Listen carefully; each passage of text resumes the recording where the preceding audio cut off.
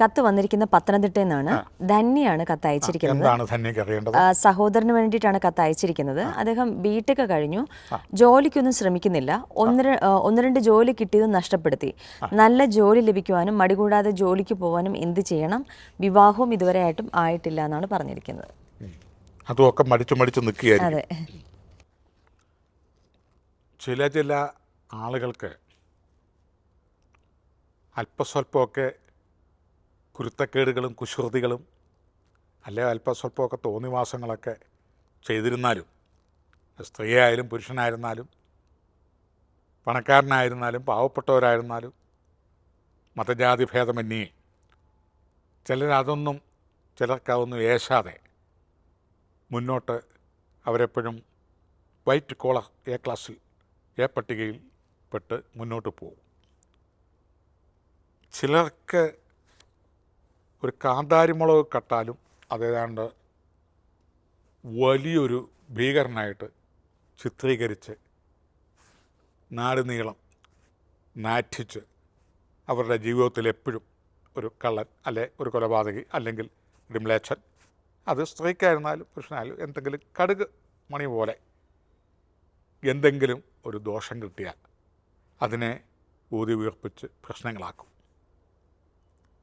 അത് ചില ആളുകൾക്ക് ബാധകമാണ്, ചില ആളുകൾക്ക് ബാധകമല്ല. ചുരുക്കത്തിൽ പറഞ്ഞു വന്നത്,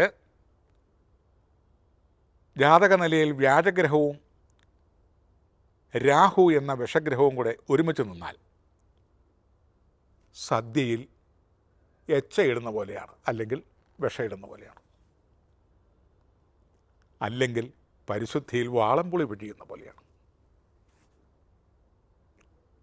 വ്യാജത്തിന് ഗുരുവെന്നും രാഹുവിന് ചണ്ടാളത്വം എന്നും ഇവർ രണ്ടും കൂടെ ഒന്നിച്ച് നിന്നാൽ ഗുരു ചണ്ടാള യോഗമെന്നും പറയും. നല്ല അവസരങ്ങൾ വന്നിരുന്നാൽ പോലും അത് നല്ല ഫലമായി അനുഭവിക്കാനുള്ള യോഗമില്ലാതെ വരികയും യോഗത്തെ കെടുത്തിക്കളയുകയും കുടുംബത്തിലും ഔദ്യോഗിക തലത്തിലും സമൂഹത്തിലും വിവാഹത്തിലും എന്നു വേണ്ട സമസ്ത കാര്യങ്ങളിലും ഒരു ചണ്ടാളത്വം വരികയും അധിക്ഷേപത്തിന് പാത്രീഭൂതമാവുകയും അവരെ ഏത് രംഗത്തും തുടച്ചു നീക്കുവാനും ഇതായുധമാക്കി ശത്രുക്കൾ ഇവരെ എപ്പോഴും പ്രതിരോധിക്കുവാനും തയ്യാറായിട്ടൊരു സമൂഹം ഉണ്ടാവുമെന്നാണ്. വേറെ ഏതെങ്കിലും തരത്തിൽ ഇവർക്ക് കഴിവോ സൗന്ദര്യമോ സാമർഥ്യമോ ശ്രേഷ്ഠത്വമോ കുലീനത്വമോ പ്രൗഢിയോ ഉണ്ടായിരിക്കുകയും ചെയ്യും. ഇങ്ങനെയുള്ള ആളുകളെ ഒന്ന് അപമാനിക്കാൻ ഈ ഗുരുചണ്ടാളയോഗം മതി.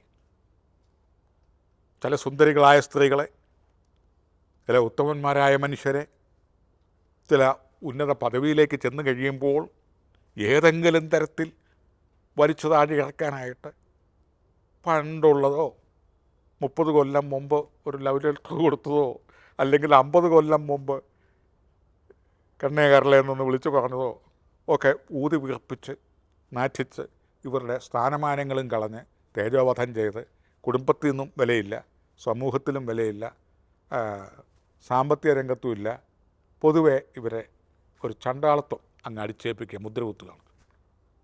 ഇതിനെ ഗുരുചണ്ടാള യോഗം എന്ന് പറയും. കഴിവുള്ളവരാണ്, സമർത്ഥരാണ്, അവർ വളരെ വീര്യമുള്ളവരാണ്, അവർക്ക് പലതും കുടുംബത്തിനും നാടിനും ഒക്കെ വേണ്ടി ചെയ്യാൻ കഴിവുള്ളവരാണ്. പക്ഷേ കൊടുക്കില്ല. ഈ അവസരങ്ങൾ ഇങ്ങനെ വരാൻ കാരണം എന്താണ് എന്ന് ചോദിച്ചാൽ നാം ചില മുജ്ജന്മത്തിലേക്കും പൂർവികന്മാർ ചെയ്ത ഏതെങ്കിലും നല്ല അവസരങ്ങൾ വരേണ്ടവരെ മുളയിലെ നുള്ളിക്കളഞ്ഞതിൻ്റെ ബാലൻസോ ശാപ ബാലൻസോ ഏതെങ്കിലും നിഷ്കളങ്കമായി സ്നേഹിച്ച് വിവാഹം നടത്താം എന്നൊക്കെ വാഗ്ദാനം ചെയ്തിട്ട് മകനെയോ മകളെയോ നാട് കടത്തി ആ കല്യാണമൊക്കെ അലമ്പി ഒടുക്കം ആ ഹൃദയങ്ങളെ വിഷമിപ്പിച്ചുള്ള ശാപങ്ങളോ ഇവിടെയൊക്കെയാണ് കഴിഞ്ഞ ജന്മം, മുജ്ജന്മം, 7 ജന്മം പുറകോട്ട് മുന്നാധാരങ്ങൾ, അതിൻ്റെ മുന്നാധാരം, എൻകംബ്രൻ എന്നൊക്കെ പറയുന്ന പോലെ ഒരാധാരത്തിൻ്റെ ഒരു 10 സെൻറ്റ് സ്ഥലത്തിൻ്റെ ആധാരത്തിൻ്റെ മുന്നാധാരം, അതിൻ്റെ മുന്നാധാരം, എൻകംബ്രൻസ്, കരം കെട്ടി രസീത് എന്നൊക്കെ പറയുന്ന പോലെ ഒത്തിരി കാര്യങ്ങൾ പുറകോട്ടുണ്ട്.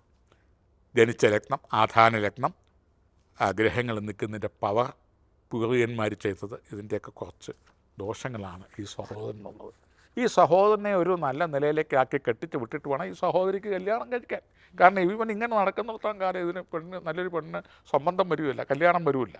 അത് കാരണം ഈ സഹോദരിക്ക് ഇവന് എങ്ങനെയെങ്കിലും നല്ല നിലയിൽ ഈ ചണ്ടാളത്വമൊക്കെ മാറ്റി കല്യാണമൊക്കെ കഴിപ്പിച്ച് കഴിഞ്ഞാൽ നല്ലൊരു ബന്ധം അല്ലെങ്കിൽ എവിടെയോ കണ്ടു വെച്ചിട്ടുണ്ട്, അത് നടക്കണം. ഇവൻ കാരണം നടക്കുന്നില്ല, അല്ലെങ്കിൽ ഇവൻ അറിഞ്ഞു കഴിഞ്ഞാൽ അത് പ്രശ്നമാണ്. ഓർത്തുന്ന വെച്ച് ഞാനോ എങ്ങനെയായി എൻ്റെ പെങ്ങൾക്ക് മര്യാദയായിട്ട് നടക്കണം, നീ കെട്ടുവോ, ഇല്ലെന്നുണ്ടെങ്കിൽ ഇവിടെ വെച്ച് അവസാനിപ്പിക്കണം എന്നൊക്കെ പറഞ്ഞ് ഭീഷണിപ്പെടുത്തും. കാരണം തൻ്റെ അടിയാണ്, ചിലപ്പോൾ ചെയ്യും, ചിലപ്പോൾ അടിയും കൊടുക്കും.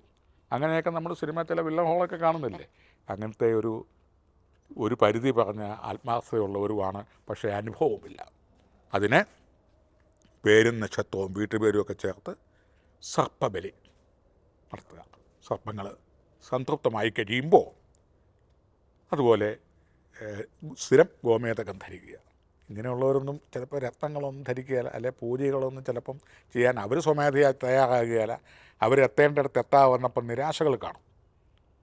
അങ്ങനെ നിരാശപ്പെട്ട് കേമദ്രമക്കാരും ഗുരുചണ്ടാള യോഗക്കാരും ഒക്കെ 10-40 വയസ്സ് വരെയൊക്കെ ജീവിതം ഹോമിച്ച് കളയുന്നവരുണ്ട്. അതിന് ശേഷം ഇതിനൊക്കെ ഒരു അയവ് വരും.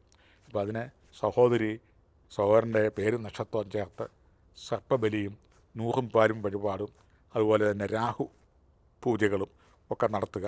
ക്രമാനുഗതമായിട്ട് ഇദ്ദേഹത്തിൻ്റെ ഈ സഹോദരൻ്റെ ഈ അധിക്ഷേപങ്ങളൊക്കെ മറന്ന് അതുമായി ലിങ്ക് ചെയ്യാവുന്ന തൊഴിലും ഏതെങ്കിലും നല്ലൊരു പെണ്ണിനെയൊക്കെ കെട്ടും, ശാന്തമാവും, അല്ലെങ്കിൽ മിടുക്കനാവും, യാതൊരു സംശയവുമില്ല. അതിനുശേഷം സഹോദരിക്കും കല്യാണമൊക്കെ കഴിക്കാം, നല്ല ബന്ധങ്ങളൊക്കെ വരും.